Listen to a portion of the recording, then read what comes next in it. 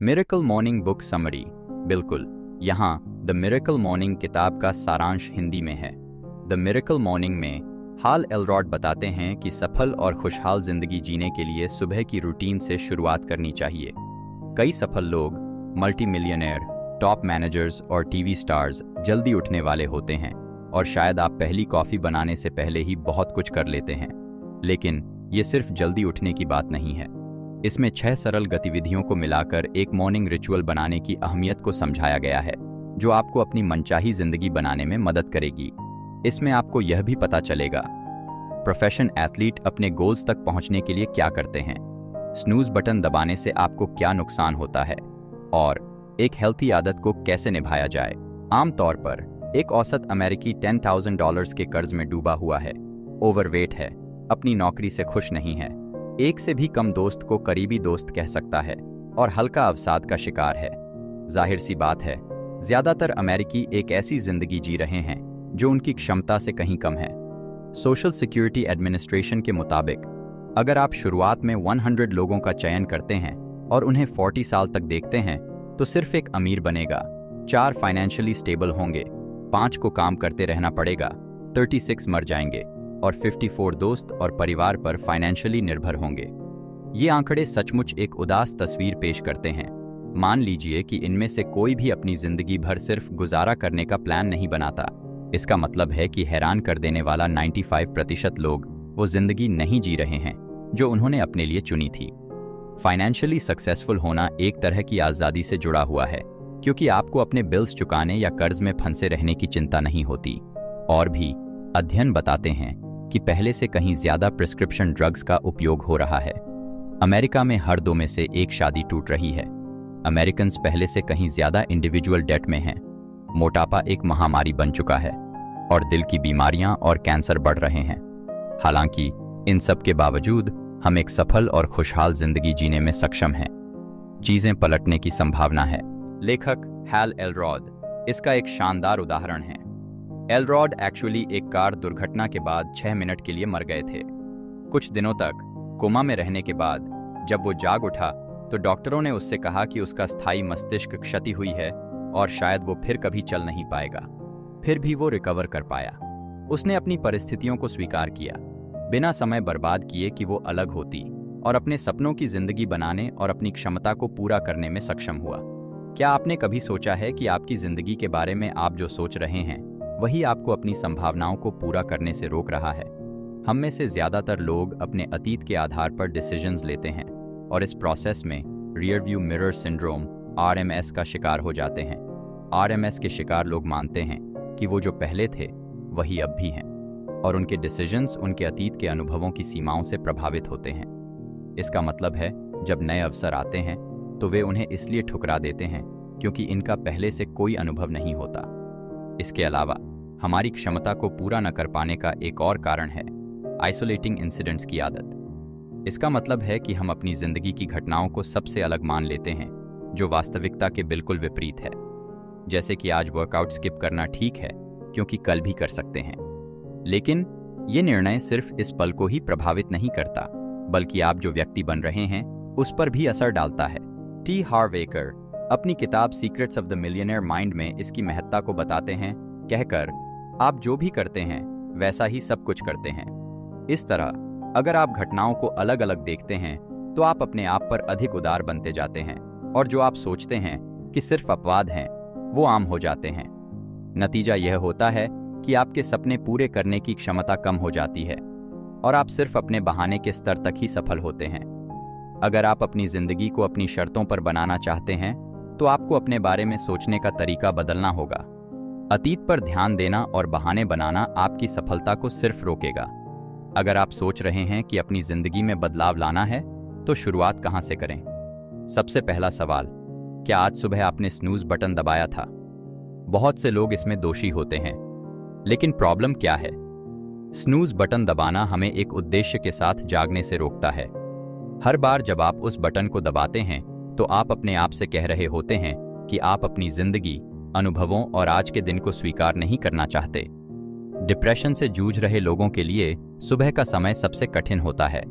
जागने का विरोध करके आप एक संतुष्ट दिन का आनंद उठाने का मौका कम कर देते हैं। उल्टा, अगर आप हर सुबह एक उद्देश्य के साथ जागते हैं तो आप खुशहाल जिंदगी बनाने की दिशा में बढ़ रहे होते हैं। Oprah Winfrey, Bill Gates, Albert Einstein और एरिस्टोटल जैसे मशहूर लोगों में एक कॉमन बात है, वो सब अर्ली राइजर्स हैं। अगर सुबह उठने में आपको सुस्ती महसूस होती है तो सोने के बारे में आप जो सोचते हैं उसमें बदलाव लाएं। सोचें, क्या कभी किसी खास दिन आप पूरी तरह थके हुए उठे हैं? शायद नहीं। अगर आपका जन्मदिन, शादी का दिन या क्रिसमस है तो चाहे आपको कितनी भी कम नींद आई हो, आप दिन का इंतजार उत्सुकता और एनर्जी के साथ करते हैं। इसका कारण यह है कि हम जो नींद के बारे में विश्वास रखते हैं वो हमें सुबह उठने पर कैसा महसूस होगा इस पर भारी असर डालता है। ज्यादातर लोगों की समस्या यही है जो एलरॉड ने खुद महसूस की। अगर आप सोने जाते वक्त सोचते हैं, इतनी कम नींद से मैं कल थक जाऊंगा, तो आप अपनी सुबह को पहले ही खराब कर रहे होते हैं। जब एलरॉड ने खुद से कहा कि वो सुबह अच्छा महसूस करेंगे तो उन्हें सिर्फ 4 घंटे की नींद के बाद भी तरोताज़ा महसूस हुआ। अपनी जिंदगी को नींद में बर्बाद करने की बजाय अपनी क्षमता को कैसे पूरा करें? एक बड़ा कदम यह है कि अपनी सुबह के रूटीन को बदलकर अपने वेकअप मोटिवेशन लेवल को बढ़ाएं। इस लेवल को 1 से 10 तक की स्केल पर डिस्टर्ब किया जा सकता है, जहां 10 का मतलब है कि आप दिन का स्वागत करने के लिए उत्सुक हैं और 1 का मतलब है कि आप बस बिस्तर में वापस लौट जाना चाहते हैं। कुछ बेसिक टेक्निक्स का इस्तेमाल करके आपको अधिक अलर्ट और अपने मॉर्निंग रूटीन में अधिक एनर्जेटिक बनाया जा सकता है। सबसे पहले, सोने जाने से पहले अपने आप से अफर्म करें कि आप अगले सुबह तरोताज़ा उठेंगे। अगर आप अगले दिन को लेकर किसी तरह उत्सुक होते हैं तो उठना इतना भारी काम नहीं लगेगा। फिर अपने अलार्म क्लॉक को अपने बिस्तर के दूसरी तरफ रखें। इसका मतलब है कि सुबह अलार्म बजने पर आपको बिस्तर से उठकर इसे बंद करना पड़ेगा। बिस्तर से उठने के बाद और अलार्म बंद करने के बाद बाथरूम जाएं और अपने दांत ब्रश करें। यह आपको तरोताज़ा महसूस कराएगा और सुबह पहली चीज में ज्यादा जागरूक महसूस करने में मदद करेगा। इसके बाद किचन में एक गिलास पानी लेकर जल्दी से जल्दी कंफर्टेबली मैनेज करके पी लें। यह आपको रात भर की सांस के जरिए पानी खो जाने के बाद रिहाइड्रेट करने में मदद करता है। डिहाइड्रेशन से आपको बेहद थकान महसूस हो सकती है।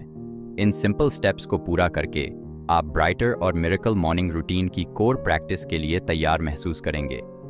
जैसे हम सभी कभी न कभी स्ट्रेस्ड महसूस करते हैं, एक पावरफुल तरीका स्ट्रेस को कम करने का है मिरेकल मॉर्निंग रूटीन का पहला कदम अपनाना, यानी कि जागने के बाद कुछ समय पर्पसफुल साइलेंस के लिए निकालना। मेडिटेशन एक प्रचलित टेक्निक है जो कई हाई प्रेशर जॉब्स वाले लोग स्ट्रेस से लड़ने के लिए इस्तेमाल करते हैं। ओप्रा विनफ्री जैसे लोगों का मानना है कि ट्रांसेंडेंटल मेडिटेशन रजिस्टर्ड ट्रेडमार्क उन्हें डिवाइन से जोड़ने में मदद करता है। स्टिंग, जेरी साइनफेल्ड और रसल सिमंस जैसे मशहूर लोग भी मेडिटेशन को अपनी जिंदगी का एक जरूरी हिस्सा मानते हैं।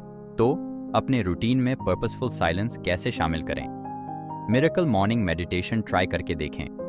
शुरू करते समय चिंताओं को एक तरफ रखें और सिर्फ अपने आप पर ध्यान केंद्रित करें। एक शांत, आरामदायक जगह पर बैठ जाएं, जैसे कि एक तकिया या काउच पर, और क्रॉस लेगेड और अपराइट बैठ जाएं। आंखें बंद करें या सामने फर्श की तरफ देखें। अपनी सांस पर ध्यान केंद्रित करें। नाक से सांस लें और मुंह से छोड़ें। धीरे से और अपने पेट तक सांस लें, चेस्ट तक नहीं। फिर अपनी सांस का एक लय तय करें। 3 सेकंड सांस लें, फिर 3 सेकंड में छोड़ें। कोई विचार आए तो बस अपनी सांस पर फिर से ध्यान केंद्रित करें। शुरुआत में यह मुश्किल हो सकता है, लेकिन रोज अभ्यास से यह आसान हो जाएगा। धीरे धीरे आपको अपने स्ट्रेस लेवल्स कम होते महसूस होंगे। अगर आपने पहले भी ऐसी टेक्निक्स ट्राई की हैं और लगता है कि यह आपके लिए नहीं है, तो आराम पाने के दूसरे तरीके भी तलाश सकते हैं। यह अपनी जिंदगी और जिन चीज़ों के लिए आप आभारी हैं उन पर विचार करना हो सकता है, या अगर आपको सूट करता है तो प्रेइंग भी एक ऑप्शन हो सकता है। एक बेहतर जिंदगी की तरफ बढ़ने के लिए हम अपने आप से किस तरह बात करते हैं, इस पर ध्यान देना एक तरीका है। हमारे दिमाग को हम जो कुछ भी खुद से कहते हैं उससे प्रोग्राम किया जाता है, लेकिन सकारात्मक एफर्मेशंस का इस्तेमाल करके हम इसमें बदलाव ला सकते हैं। अपने विचारों को सकारात्मक एफर्मेशंस में बदलने के लिए पहले अपनी आइडियल जिंदगी को हर क्षेत्र में कैसे देखना चाहते हैं, इसे लिखें। फिर अपने मोटिव्स को समझें कि आप जो चाहते हैं उसके पीछे का कारण क्या है, और आप अपनी जिंदगी को वहां तक ले जाने के लिए या अगले स्तर तक पहुंचने के लिए क्या करने को तैयार हैं। अपने एफर्मेशन को बनाने के बाद इसे रोज कम से कम एक बार जोर से पढ़ें। सफलता पाने के लिए एक और ज़रूरी उपकरण है विजुअलाइजेशन या मेंटल रिहर्सल, जो कई प्रोफेशनल एथलीट्स भी इस्तेमाल करते हैं। आप भी इस टेक्निक का इस्तेमाल करके अपनी आइडियल जिंदगी, सपने और लक्ष्य को विजुअलाइज कर सकते हैं। जैसे अगर आप एक किताब लिखना चाहते हैं तो अपने आप को प्रेरणा से भरे हुए और खुशी से अपने डेस्क पर पेज दर पेज लिखते हुए विजुअलाइज करें। जब आप खुद से मैं क्या चाहता हूं, मुझे ये क्यों चाहिए और इस तक पहुंचने के लिए मैं क्या करने को तैयार हूं, जैसे सवालों का जवाब ढूंढें तो आपके एफर्मेशंस मददगार साबित हो सकते हैं। एफर्मेशन और विजुअलाइजेशन शक्तिशाली टूल्स हैं। अपने सपनों की जिंदगी को विजुअलाइज करना और खुद से ये अफर्म करना कि आप इसे सच करने के लिए क्या कदम उठाने को तैयार हैं, आपकी डेली रूटीन पर नजरिए को बदल सकता है। अक्सर हम पाएंगे कि व्यस्तता के चलते हम व्यायाम के लिए समय नहीं निकाल पाते। लगता है कि हमारी जिंदगी इतनी व्यस्त है कि शाम को हम बिल्कुल थक जाते हैं। तो क्यों न दिन की शुरुआत कुछ व्यायाम के साथ करें, ताकि यह पहली चीज हो जो आप करते हैं। व्यायाम हमारे शरीर को स्वस्थ रखने के लिए अत्यंत महत्वपूर्ण है, इसलिए इसके लिए अपनी जिंदगी में जगह बनाना समझदारी है। बहुत कम लोग दिन भर में व्यायाम करते हैं, हालांकि हम सभी इसके लाभों से परिचित हैं, जैसे रोगों की कम संभावना और अच्छा महसूस करना क्योंकि आप शेप में हैं। परंतु हम जानते हैं कि हमारे दिन व्यस्त होंगे, अचानक अपॉइंटमेंट्स तय होती हैं और महत्वपूर्ण काम आ जाते हैं। अक्सर हम दिन के अंत में सोफा पर गिर पड़े व्यायाम या दौड़ने के लिए अत्यधिक थके होते हैं। यद्यपि व्यायाम महत्वपूर्ण है, हम इसे अक्सर नज़रअंदाज कर देते हैं, परंतु इसके लिए सुबह में समय बनाना सफलता में मददगार हो सकता है। उदाहरण के लिए, जब सेल्फ मेड मल्टीमिलियनर एंटरप्रेन्योर इबन पेगन से पूछा गया कि सफलता की नंबर 1 कुंजी क्या है, उन्होंने उत्तर दिया, हर सुबह को एक पर्सनल सक्सेस रिचुअल के साथ शुरू करो। उन्होंने सुबह के व्यायाम को इस रिचुअल का एक हिस्सा बताया, यह समझाते हुए कि किस तरह से यह उनका हार्ट रेट बढ़ाता है, खून को पंप करता है और फेफड़ों को ऑक्सीजन से भर देता है। सुबह में व्यायाम करने का एक तरीका है योगा डीवीडी का अनुसरण करना। लेखक हर दिन 20 मिनट योगा करते हैं, एक इंस्ट्रक्शनल डीवीडी का अनुसरण करके। यह उन्हें ध्यान केंद्रित करने, जागरूक बनाने और दिन भर में एनर्जी के उच्च स्तर को बनाए रखने में मदद करता है। एक्सरसाइज के बाद अपने पर्सनल ग्रोथ पर ध्यान देना जरूरी है, जो कि आपके मिरेकल मॉर्निंग का अगला चरण है। पढ़ना और लिखना 2 महत्वपूर्ण एक्टिविटीज हैं जो आपको अपनी सफलताओं पर चिंतन करने और जिंदगी से जो चाहते हैं उसकी दिशा में बढ़ने में मदद करते हैं। सुबह पर्सनल डेवलपमेंट की किताबें पढ़ना एक तेजी से इंसाइट प्राप्त करने का तरीका है। ऐसी किताबें हर तरह के लक्ष्यों पर होती हैं, जैसे कि आय बढ़ाना, रिश्ते सुधारना या व्यापार बनाना। पढ़ने का एक अच्छा लक्ष्य प्रतिदिन कम से कम 10 पेज है। यह रोजाना लगभग 10 से 20 मिनट का पढ़ाई का समय होता है, जो आप कितनी तेजी से पढ़ते हैं इस पर निर्भर करता है। आश्चर्यजनक रूप से यह साल भर में लगभग 3650 पेज बनता है, जो कि लगभग 18 किताबें पढ़ने के बराबर है। इसके अलावा पुनः पढ़ना, महत्वपूर्ण जानकारी को हाईलाइट करना या घेरें लगाना याद रखने में आसान बना देता है। अगला कदम लिखना है।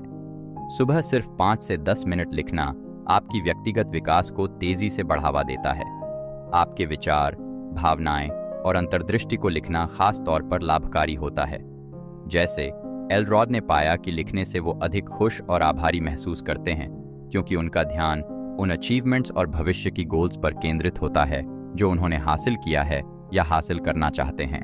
उन्होंने एक पेज को 2 कॉलम्स में बांटा, एक लेसन्स लर्न्ड और दूसरा न्यू कमिटमेंट्स के नाम से।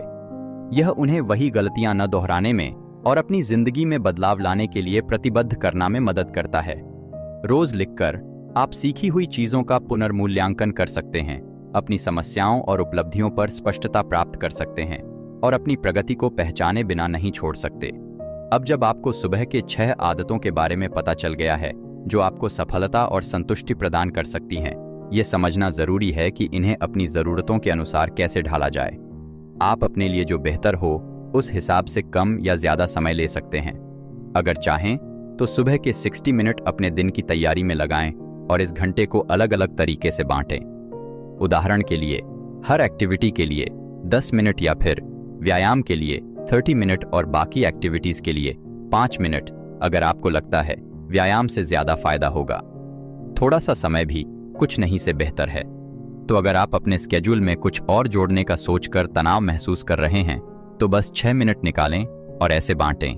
पहला मिनट मौन में बैठें, दूसरा मिनट अपने एफर्मेशंस दोहराएं, तीसरा मिनट अपने दिन को परफेक्टली गुजरते हुए विजुअलाइज करें, चौथा मिनट आभारी होने के लिए कुछ चीजें और दिन में क्या हासिल करना चाहते हैं उसे नोट करें, पांचवा मिनट किसी किताब के 2 पेज पढ़ें और अंत में छठा मिनट कुछ पुशअप्स और क्रंचेस करें। अपने नए रूटीन में और अधिक स्वतंत्रता जोड़ने के लिए आपके मिरेकल मॉर्निंग का समय और स्थान भी लचीला हो सकता है।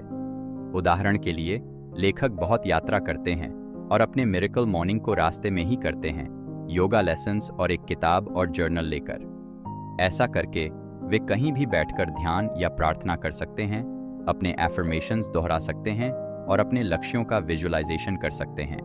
अगर आप रात की शिफ्ट्स करते हैं तो आप अपने मिरेकल मॉर्निंग को दिन में देर से जागकर भी कर सकते हैं।